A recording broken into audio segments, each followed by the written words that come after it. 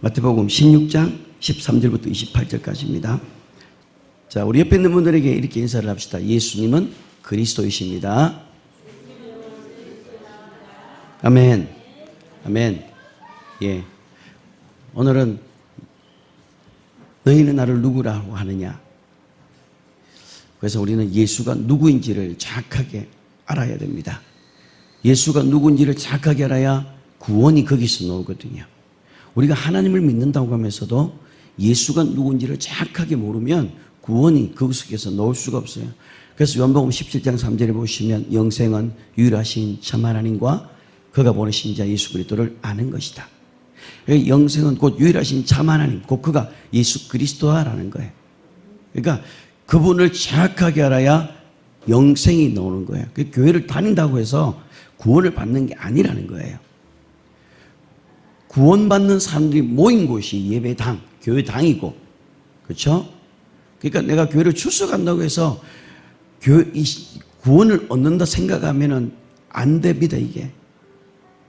정확하게 예수가 누구인지를 알아야 됩니다.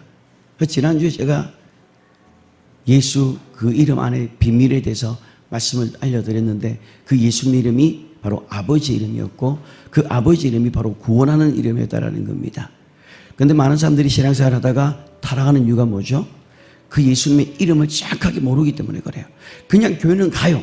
그런데 그분의 이름을 정확하게 알지 못하기 때문에 신앙도 안 자라고 어려움이 생기면 탁 꺾어버리고 또 타락해버리고 전도하면 나는 예전에 다녔다고, 교회 다녔다고 그래요. 교회는 다녔지만 뭘 몰랐던 거예요? 예수가 무엇인지를 정확하게 몰랐다라는 겁니다. 오늘 말씀을 보시면 우리가 잘 아는 말씀입니다. 예수님께서 빌립보 가이사랴 지방에 도착했을 때에 제자들에게 물어봅니다. 사람들이 인자를 누구라고 하느냐라는 질문을 던져요. 그때 더러는 세례 요한, 더러는 엘리야, 더러는 예레미야. 그러면 어떤 사람은 선지자 중에 하나다라고 말해요. 그러니까 여기서 선지자 중에 하나라는 것은 볼품 없는 사람이 아니라 선지자는 그 당시에 인정받고 존중받는 사람이었어요. 그러니까 예수님은 그 정도의 존중은 받았지만 선지자 격에만 있었지 그분이 누구인지를 정확하게 볼 수가 없었던 거예요. 그래서 그럴 것이 예수님의 이름이 어떤 이름인지를 아직 그들에게 보여준 적이 없기 때문에 예수님을 누구인가를 정확하게 안다는 것은 사실 불가능한 일이었어요. 그런데 이제 예수님께서 이제 제자들에게 다시 되묻습니다. 너희는 그럼 나를 누구라고 이야기하느냐 던져요. 그때 베드로가 유명한 고백을 하죠. 주는 그리스도시요 살아계신 하나님의 아들이십니다. 자, 우리 여기서 보면 살펴보고 싶은 게 뭐냐면 이제 그리스도라는 것과 하나님의 아들이라는 이 두 가지를 살펴볼 겁니다. 우리는 예수가 하나님의 아들이신 것에 대해서는 의심하지 않아요. 교회를 어느 정도 다닌 초신자들도 예수님은 하나님의 아들이신 것에 대해서는 인정을 합니다. 근데 또 하나가 알아야 될 게 뭐냐면 예수가 그리스도라는 사실을 알아야 됩니다. 예수가 그리스도라는 사실을 모르기 때문에 믿음이 흔들림이 오는 거예요. 지금 예수님께서 베드로의 고백을 듣고 베드로를 칭찬을 합니다. 바요나 시몬아, 네가 복이 있다. 이걸 내게 알게 하는 것은 혈육이 아니요 살아계신 하늘에 계신 내 아버지다라고 이야기를 하면서 네 반석, 네 위에다가 이 반석에다가 내가 교회를 세우겠다라고 약속을 해줬어요. 그럼 도대체 베드로가 어떠한 위대한 고백을 했기 때문에 이 예수님께서 이 고백 위에다가 세우겠느냐라는 거예요. 그만큼 이 고백이 중요하다라는 거예요. 왜냐하면 우리의 믿음의 고백이 구원과 결정짓거든요. 우리의 잘못된 고백이면 구원이 없어요. 그러니까 예수님이 정확하게 보이지 않으면 내가 예수를 부르긴 부르지만 나와 상관이 없는 자가 되는 거예요. 누구든지 주여 주여 하는 자마다 다 가는 아버지 나라에 가는 게 아니라 내 뜻대로 행하는 자여야 된다는 거예요. 그러니까 예수님이 뜻이 무엇인지도 알아야 되고 예수님이 어떤 분인지를 정확하게 알아야 주님과 상관 있는 자가 된다는 거예요. 근데 오늘날 주여 주여 하면서 예수를 부르긴 부르지만 그 예수가 정확하게 알지를 모르기 때문에 신앙이 흔들리게 된다는 겁니다. 자, 그러면 여기서 우리가 한 가지 살펴볼 게 뭐냐면 예수님은 첫 번째가 그리스도라는 거예요. 그리스도. 여러분, 예수님 왜 그리스도일까요? 여러분들은 예수님이 그리스도는 사실을 믿을 겁니다. 너무 많이 들었기 때문에. 근데 왜 그분이 그리스도인가를 알아야 돼요. 왜 그분이 그리스도인가라는 것을 우리가 알아야 그분이 그리스도라는 사실을 확실하게 알게 된다라는 거예요. 왜 그리스도일까요? 그리스도 안에 담겨있는 의미가 뭘까요? 예수라는 거 안에는 구원의 이름이 담겨져 있었다면 그리스도 이름 안에 담겨있는 의미가 있는 거예요.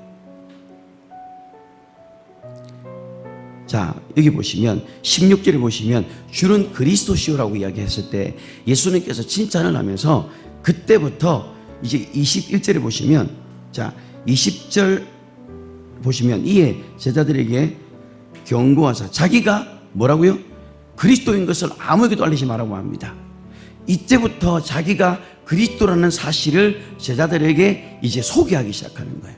그러면서 그리스도가 해야 될 일이 뭔지를 지금 설명해 주고 있는 게 바로 21절입니다. 자, 21절을 한번 읽어보겠습니다. 자, 21절입니다. 시작. 이때로부터 예수 그리스도께서 자기가 예루살렘에 올라가 장로들과 대제사장들과 서기관들에게 많은 고난을 받고 죽임을 당하고 제3일에 살아나야 할 것을 제자들에게 비로소 나타내시니 이 안에 그리스도가 해야 될 일이 담겨져 있어요. 그리스도가 뭘 해야 됩니까? 장로들과 대제사장들과 서기관들에게 많은 고난을 받는다라고 이야기합니다. 그리고 죽임을 당하고 제3일에 살아나야 된다는 거예요. 그러니까 그리스도라는 그 직분 안에는 예수님이 이 땅에 구원하는 이름을 하는데 그리스도의 직분을 가지고 오셨다라는 거예요. 그리고 이 땅에서 그리스도의 직분을 가지고 오셨는데 그 그리스도의 직분 안에 뭐가 있느냐? 바로 고난을 받는 것과 그리고 죽임을 당하고 그리고 나중에는 부활이 한다는 의미가 담겨져 있다는 겁니다. 그래서 이 그리스도라는 이 의미 안에는 다른 말로 사람의 아들이라는 뜻이 같이 담겨져 있습니다. 그분이 그리스도로 온다는 것은 뭐냐면 요한 1서 5장을 한번 보세요. 6절입니다. 요한 1서 5장 6절 읽겠습니다. 자, 이는 물과 피로 임하시니 곧 예수 그리스도시라. 물로만이 아니요 물과 피로 임하셨고 정언하는 이는 성령이시니 성령은 진리입니다. 여기 보시면 물과 피로 임하시니가 누구라고 되어 있죠? 예수 그리스도라고 되어 있는 거예요. 그러니까 그리스도라는 말이 뭐예요? 물과 피로 오신 분, 다른 말로 인자로 오신 분이다라는 거예요. 그러니까 예수님이, 그리스도라는 말은 예수님이 사람이시다라는 거예요. 예수님이 하나님의 아들이시지만 사람 모양으로 오셨다라고 말하는 거예요. 그래서 많은 사람들은 예수가 하나님의 아들이신 거는 어느 정도 알고는 있지만 예수가 사람이시다 이 말은 말씀과 그리스도, 다른 말로 인자로 오셨다는 거예요. 자, 그러면 히브리서를 또 보겠습니다. 히브리서 2장 9절입니다. 제가 다음에 기회 되면 인자라는 말씀을 가지고 한번 풀지만 오늘은 그리스도라는 이 초점을 가지고 말씀을 함께 풀겠습니다. 2장 9절 읽겠습니다. 오직 우리가 천사들보다 잠시 동안 못하게 하심을 입은 자 곧 죽음의 고난을 받으심으로 말미암아 영광과 존귀로 가는 서신 예수를 보니 이를 행하심은 하나님의 은혜로 말미암아 모든 사람을 위하여 뭘 맛본다고요? 죽음을 보러 온다는 거예요. 그러니까 그리스도라는 그 의미 자체는 죽음을 맛보시기 위해 오신다라는 겁니다. 다른 말로 그분이 사람의 모양으로 오셔서 이 땅에서 물과 피를 쏟기 위해서 오셔야만 한다라는 것을 제자들에게 이제 말했던 거예요. 근데 그것을 말하기 전에 이미 누가 먼저 알았던 거예요? 베드로가 알았던 거예요. 베드로가 당신은 그리스도다.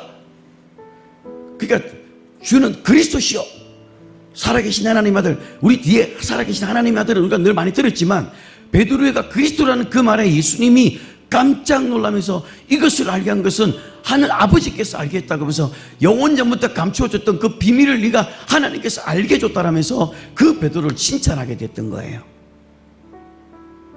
그러면서 제자들에게 비로소 그리스도로 오실 것에 대해서, 자기가 그리스도의 직분을 가지고 이 땅에 오셔서 죽음을 맛보시기 위해서 오실 것이라는 것을 그제서야 그들에게 설명해 주기 시작했다는 겁니다.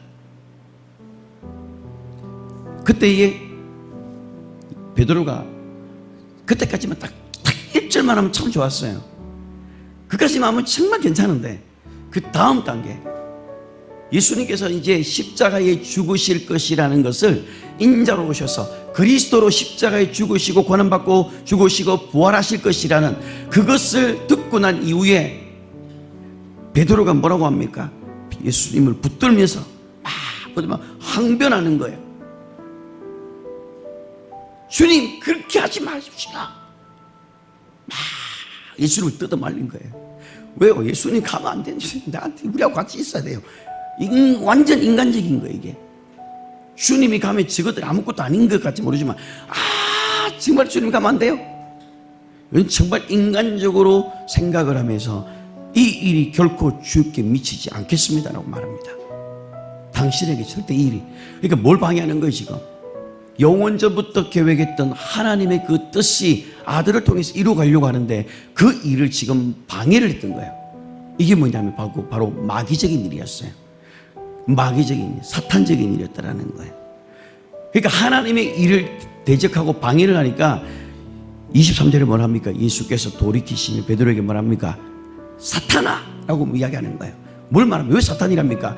베드로가 사탄이라는 게 아니라 지금 네가 하고 있는 것이 사탄적인 일이다라고 말하는 거예요. 그러면서 네가 나를 넘어지게 하는 자로다. 네가 하나님의 일을 생각지 아니하고 도리어 사람의 일을 생각한다는 거예요. 하나님의 일을 생각할 수가 없는 거예요. 그러니까 예수가 그리스도라고 하는 고백은 성령의 감동이 아니고서는 할 수가 없는 거예요. 고린도전서 12장 3절에 보면 예수가 그리스도라고 말하고 그리스도라고 고백하는 것은 성령의 감동이 아니면 절대 고백할 수가 없는 거예요. 그러니까 여러분들이 하나님을 본 적도 없잖아요. 예수님을 만난 적도 없잖아요. 예수님이 십자가에 죽었던 장면을 여러분이 목격한 적도 없잖아요. 그 현장에도 없었잖아요. 근데 어떻게 예수가 하나님이시라고 말할 수 있습니까? 예수가 그리스도라고 말할 수 있겠습니까? 이거는 성령이 아니고는 알 수가 없기 때문에 그러는 거예요. 이거는 하나님의 생각이에요, 이거는. 근데 여기 베드로는 뭐예요? 사람의 일을 생각한다고 하면서 사탄아 물러가라 라고 합니다. 한순간에 마귀가 이 베드로를 잡아서 마음을 돌이키게 만들었어요. 왜 그랬을까요? 예수가 이제는 자신이 그리스도라는 그 직분으로 공생의 시작을 하게 되면 어떻게 되는 줄 아세요? 마귀가 자기의 정체가 드러나게 되고 마귀가 끝장나기 때문에 그것을 막고 싶었던 거예요.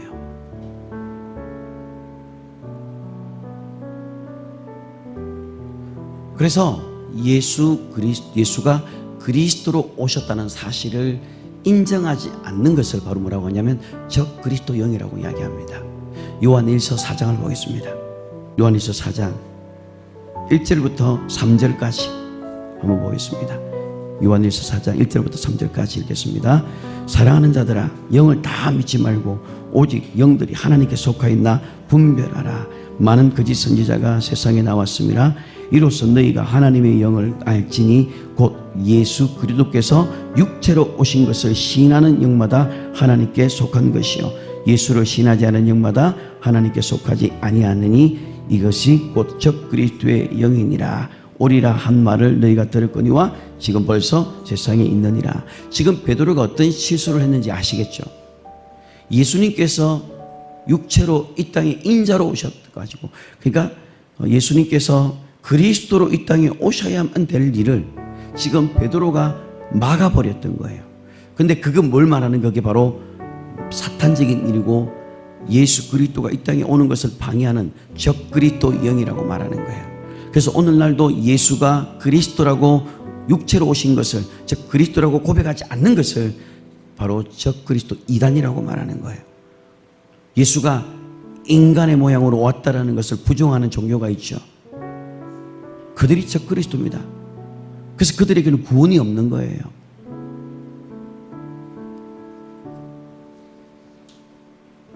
요한복음 14장 11절을 또 한번 봤으면 좋겠습니다. 다 같이 읽겠습니다. 내가 아버지 안에 거하고 아버지께서 내 안에 계심을 믿으라. 그렇지 못하겠거든 행하는 그 일로 말미암아 나를 믿으라. 자, 예수님께서 행했던 수많은 표적과 이적들이 있습니다. 이거는 하나님이 아니고서는 할 수 없는 일이었던 거예요. 근데 그분이 이 일을 했던 겁니다. 그러니까 네가 못 믿겠으면 내가 행했던 이 일을 보고 믿으라. 왜? 이 일은 그리스도만이 할 수 있는 일이다라는 거예요. 너희가 기다리는 메시아만이 할 수 있는 일이기 때문에 행했던 이 일을 보고 믿으라라고 말했던 겁니다. 예수님은, 그리스도라는 이 말은 예수님이 육신으로 살과 뼈를 가지신 완전한 사람이었지만 그러나 행하는 그 일과 말씀을 볼 때는 완전하신 하나님이시다라는 것을 말하는 거예요. 그래서 아까 요한일서 5장 6절에 보면 이는 물과 피로 임하신 이니 곧 예수 그리스도시라. 물과 피로 임하신 것, 즉 그게 뭐예요? 인자로 오신 그리스도, 그리스도로 오신 것, 육체로 오신 그분이 바로 우리가 믿는 구원자이신 예수 그리스도라는 겁니다. 그래서 예수가 그리스도라는 사실이 정확하게 일치가 되어야 그 사람이 구원을 받게 된다는 겁니다. 많은 사람들이 예수님은 하나님의 아들 정도는 인정을 해요. 다른 데도. 그런데 예수가 그리스도라고 이야기하면 안 믿는 거예요. 이것을 조심하라고 지금 사도 요한이 말해요. 모든 영을 다 믿지 마라. 그 뒤에서 어떤 영이 지금 역사하고 있는지를 잘 보고 네가 보고 분별하고 믿으라고 말합니다. 그 중에 하나가 뭐죠? 예수가 육신을 입고 사람의 모양으로 이 땅에 오셔서 그리스도의 직분을 감당해서 오셨다라는 사실을 믿는 것, 그걸 믿지 않는 것을 조심하라는 거예요.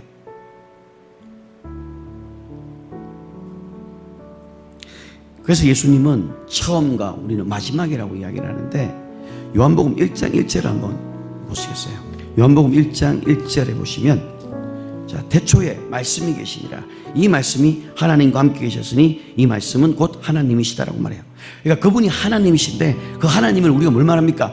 우리가 하나님이라고 말할 때 하나님은 스스로 계신 하나님, 영존하시는 아버지, 홀로 계신 하나님, 유일하신 하나님, 독생하신 하나님, 영생하신 하나님, 그분이 바로 우리가 믿는 하나님이신데 그 하나님이 바로 예수다라는 거예요. 근데 그 예수가 바로 그리스도로 오신다라는 겁니다. 그래서 그분이 하나님과 함께 계셨기 때문에 영원 전부터 스스로 계셨던 분이에요. 영원 전에 하늘을 만들기 전부터 영원 전부터 스스로 계셨기 때문에 그분을 처음이라고 말하는 거예요. 근데 그분을 마지막으로 말하는 이유가 뭔지 아십니까? 히브리서 1장을 보겠습니다. 히브리서 1장 2절 읽겠습니다. 히브리서 1장 2절입니다. 이 모든 날 마지막에는 아들을 통하여 우리에게 말씀하셨으니 이 아들이 만유의 상속자로 오시고 또 그로 말미암아 모든 세계를 지으셨느니라. 여기 있으세요. 마지막으로 아들이 나타난 것이 이제 마지막이에요. 그분은 하나님이신데 영원전부터 보이지 그분이었는데 그분이 영원전부터 계셨던 처음이었지만 이제는 마지막으로 아들로 나타나셨기 때문에 처음이요 마지막이요 알파와 오메가라고 이야기를 하는 거예요. 영원전에 그 이전에 하나님 외에 다른 신은 없었어요. 그분이 하나님이신 그분이 이 땅에 그리스도로 오셨다라는 겁니다. 그래서 요한복음 1장 14절에 보시면 우리가 잘 아는 말씀이죠. 한 번 더 찾아보겠습니다. 한번 읽어보는 것도 우리에게 도움이 되는 거니까요. 자, 요한복음 1장 14절에 보시면 말씀이 육신이 되어 우리 가운데 거하심에 우리가 그 영광을 보니 아버지 독생자의 영광이요 은혜와 진리가 충만하더라. 자, 이 말씀이 요한복음 1장 1절에 보면 하나님이라고 되어 있어요. 근데 그 하나님은 영원전부터 처음이고 영원전부터 스스로 계셨던 숨어 계신 하나님이신데 그분이 이제는 눈에 보이는 하나님으로 말씀으로 이 땅에 나타나셨는데 그 하나님을 볼 수가 없었던 하나님을 우리가 이제 눈으로 그 아버지 독생자의 영광을 볼 수가 있다라고 말하는 거예요. 우리 가운데 가시면 우리가 그 영광을 보니 라고 말하는 거예요. 이제는 그 영광을 보는데 아버지 독생자의 영광이요 은혜가 진리가 충만하더라고 사도 요한이 이야기를 하면서 요한일서 1장 1절부터 2절까지 뭐라고 합니까? 태초부터 계시니까 나타나셨다고 하는 거예요. 한번 보십시다. 요한일서 1장 1절과 2절입니다. 요한일서 1장 1절과 2절 읽겠습니다. 태초부터 있는 생명의 말씀에 관하여는 우리가 들은 바요 눈으로 본 바요 자세히 우리 손으로 만진 바라 이 생명이 나타내신 바 된지라 이 영원한 생명을 우리가 보았고 정언하여 너희에게 전하노니 이는 아버지와 함께 계시다가 우리에게 나타내신 바 된지라. 이게 히브리서 1장 2절에 보면 마지막에 아들로 우리에게 나타나셨다라는 겁니다. 그분이 바로 그리스도라는 거예요. 근데 그분이 영원전부터 스스로 계셨던 그분인데 그분이 물과 피로 이 땅에 임하셔서 우리의 죄를 위하여 피를 흘리셨는데 알고 보니까 마귀를 없애야 되는 문제가 생겼던 거예요. 그래서 예수님이 이 땅에 그리스도로 등장할 때에 그때에 제일 긴장했던 바로 존재가 바로 마귀였어요. 자, 마태복음 이제 3장을 한번 보겠습니다. 마태복음 3장. 자, 1절을 읽겠습니다. 여기 보면 예수님께서 이제 갈릴리로부터 요단에 이르러서 요한에게 세례를 받습니다. 그러면서 모든 의를 이루는 것이 합당하니라 라고 하면서 요한에게 세례를 주는 것을 허락합니다. 그리고 세례를 받고 물에서 올라오실 때 어떤 게 됩니까? 하늘이 열리고 하나님의 성령이 비둘같이 내려지면서 하늘로부터 소리가 있는 거예요.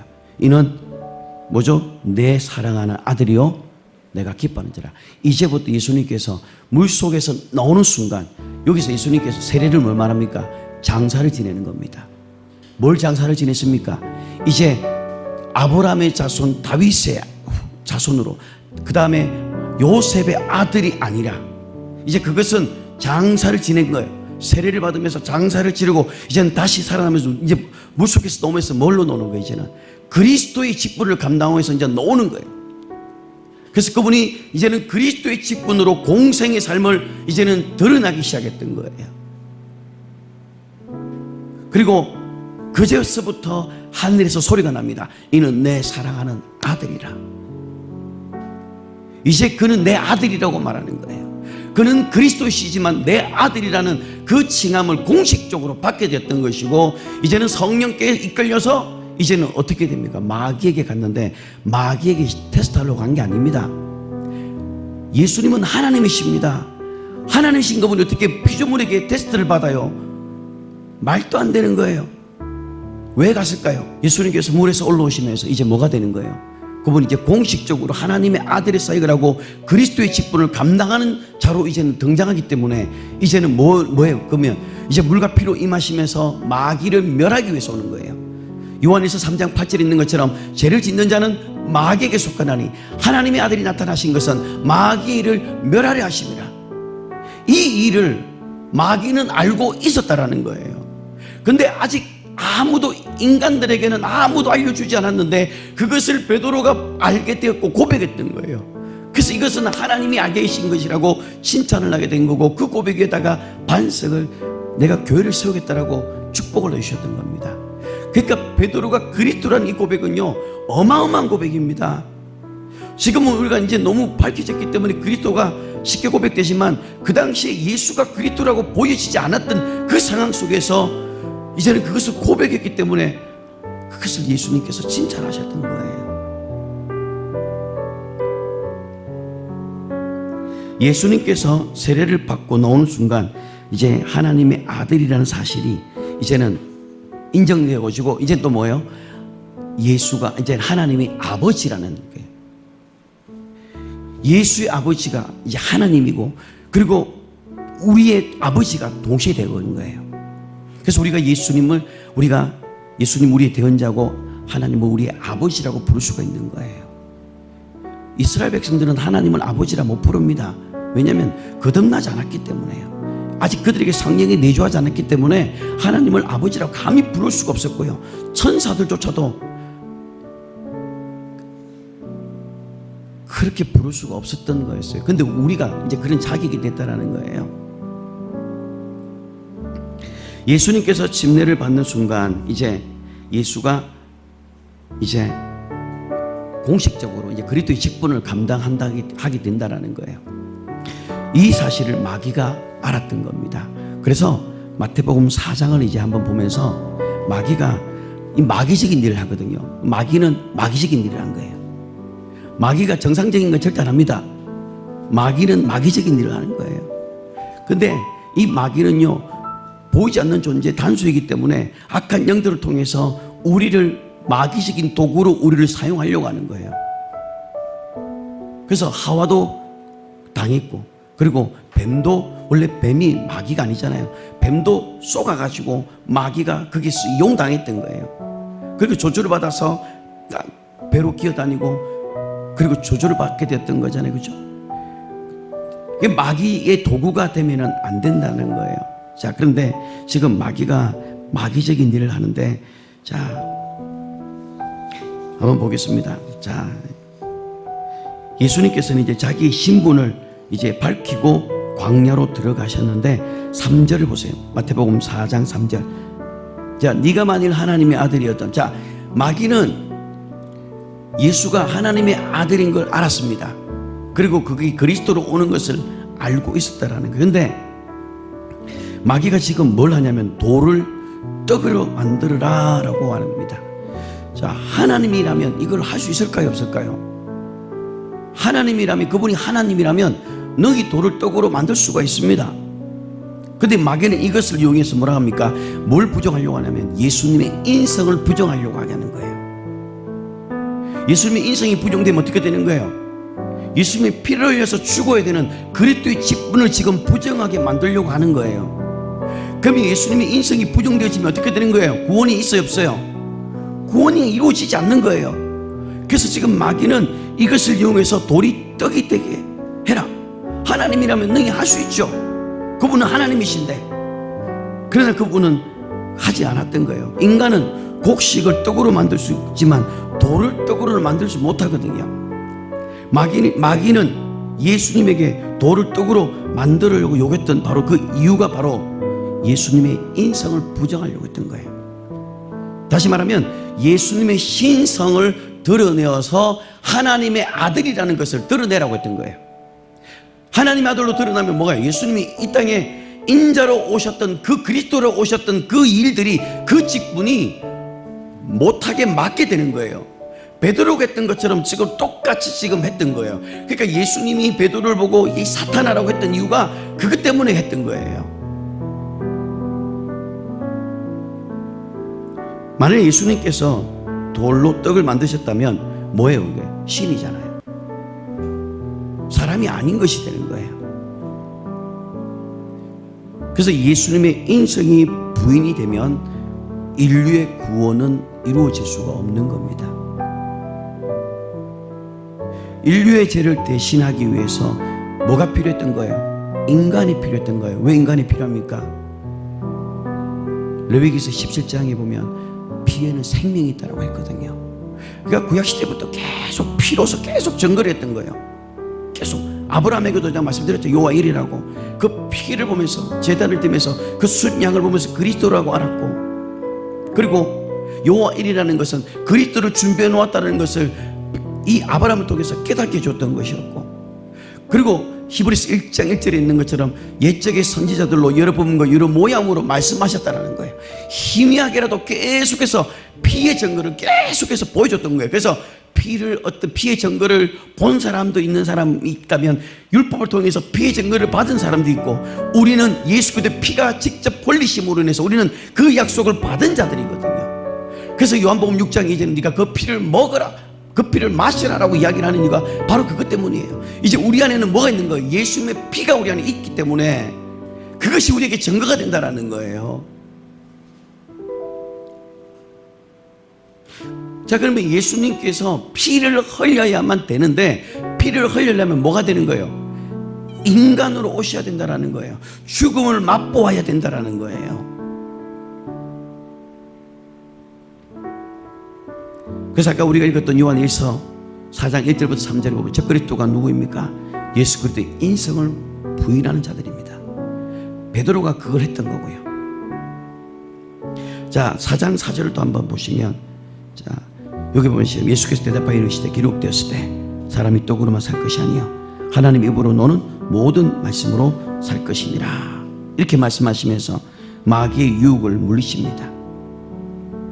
그 다음 5절과 6절에 보시면 예수를 거룩한 성전에 데려다가 성전 꼭대기에다가 다 세웁니다. 참 마귀적인 행동입니다, 이게.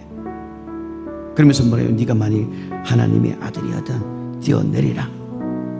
기록되었을 때 그가 너를 위하여 그의 사자들을 명하시리니 그들이 손으로 너를 받들어 발이 돌에 부딪히지 않게 하리로다 하였느니라. 그때 예수님께서 뭐라고 이야기합니까? 7절 한번 읽어볼까요? 예수께서 이러시되 또 기록되었을 때 주 너의 하나님을 시험하지 말라 하였느니라.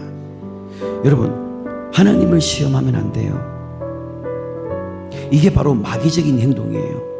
당신이 하나님이라면 내 기도 응답해 보시지, 당신이 하나님이라면 내 병 고쳐 보시지. 이게 마귀적인 행동이에요. 지금 마귀가 지금 이 일을 예수님께 겁없이 했던 거예요. 인간들이 하나님께 겁없이 우리가 그런 거야. 하나님이 살아있다면 내 기도 응답해 보시지. 이거는 바로 마귀에 이용당하는 거예요. 모르니까 이렇게 당하는 거예요. 여러분, 말씀은 그대로 이루어지는 것입니다. 여론의 믿은 거 상관없이 말씀은 이루어지게 돼 있어요. 우리는 그냥 말씀을 뭐 하면 돼요? 믿기만 하면 됩니다. 율법은 묵상하는 거지만 진리는 믿는 거예요. 믿고 행하면 됩니다. 여러분들이 진리를 가진 자이기 때문에 여러분들은 그 말씀을 해석할 필요가 없습니다. 믿으면 됩니다. 그냥 말씀을 이루실 것을 너는 믿습니다. 구약의 아브라함도 증거를 받았지만 그 약속의 말씀을 의심치 않고 믿었다면 약속의 자녀들, 우리들, 진리를 가지고 있는 우리는 그 말씀을 읽고 확신해야 되잖아요. 그렇죠? 믿어야 됩니다. 그래서 말씀은 믿는 겁니다. 진리는 믿는 겁니다. 옆에 있는 분에게 말씀하세요. 진리는 믿는 겁니다. 한 번 더 말하세요. 믿어라. 그게 사실인지 아닌지 시험할 필요가 없다라는 거예요. 근데 지금 마귀가 지금 말씀 똑같이 지기도 기록되었을 때 지도 말씀을 가지고 딱 붙이는 거세요. 그러면서 성경 꼭대기에다가 세워가지고 이렇게 지금 하고 있는 겁니다. 예수님을 성경 꼭대기에 세워놓고 뛰어내리라 유혹을 하는 거예요. 자, 근데 예수님께서 만약에 여기서 성경 꼭대기에서 뛰어내렸어요. 근데 죽지 않았어요. 그럼 어떻게 될까요? 그분이 하나님인 거예요. 근데 뭐가 부정이 되는 거예요? 그분의 인성이 부정이 되어버리는 거예요. 마귀는 참 간사하고 교묘합니다. 끝까지 집념으로 예수님이 어떻게든 그 인성을 부정하게 만들려고 하는 게, 이게 그렇게 해야 지가 진멸을 당하지 않거든요. 예수님께서 오신 이유를 알거든요. 근데 이 사건이 똑같이 또 일어났었어요. 자, 마태복음 한번 보겠습니다. 마태복음 27장. 마가복음에도 나옵니다. 마가복음 15장에도 나오는데 우리는 마태복음 27장을 한번 보겠습니다. 자, 39절부터 44절까지 우리 함께 읽겠습니다.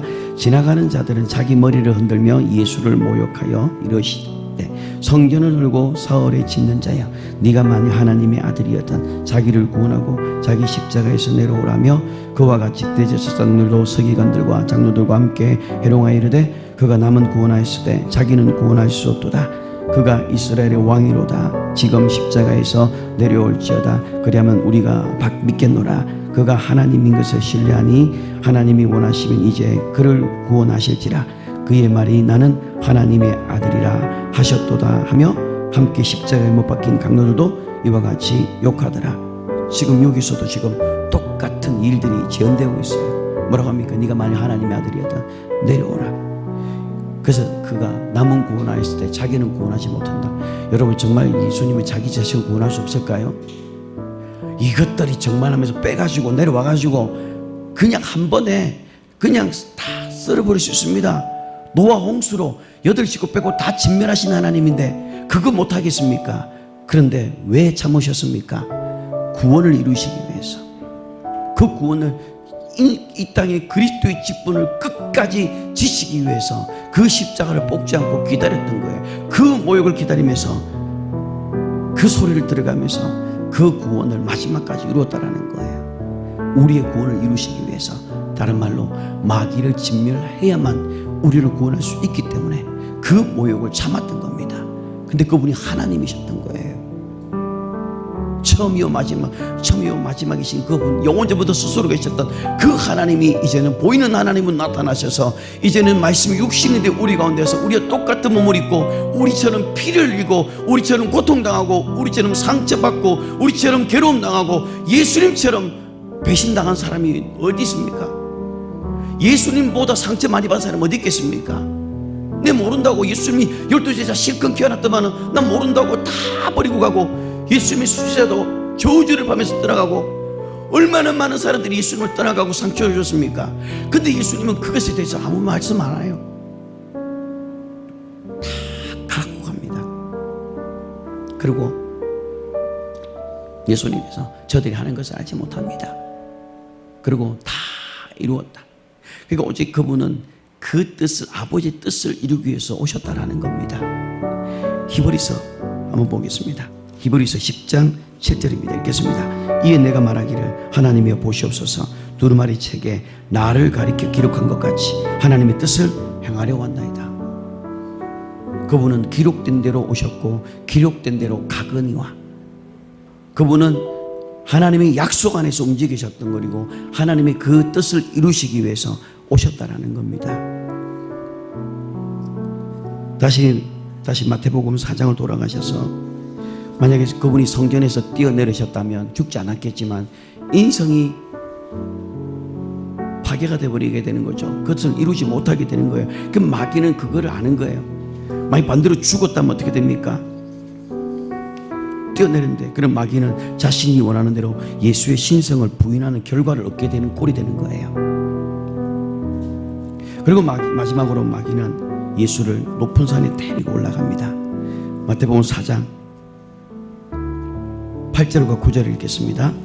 마태복음 4장 8절과 9절 읽겠습니다. 마귀가 또 그를 데리고 지극히 높으신 산으로 가서 천하만국과 그 영광을 보며 이르되 만일 내게 엎드려 경배하면 이 모든 것을 내게 주리라.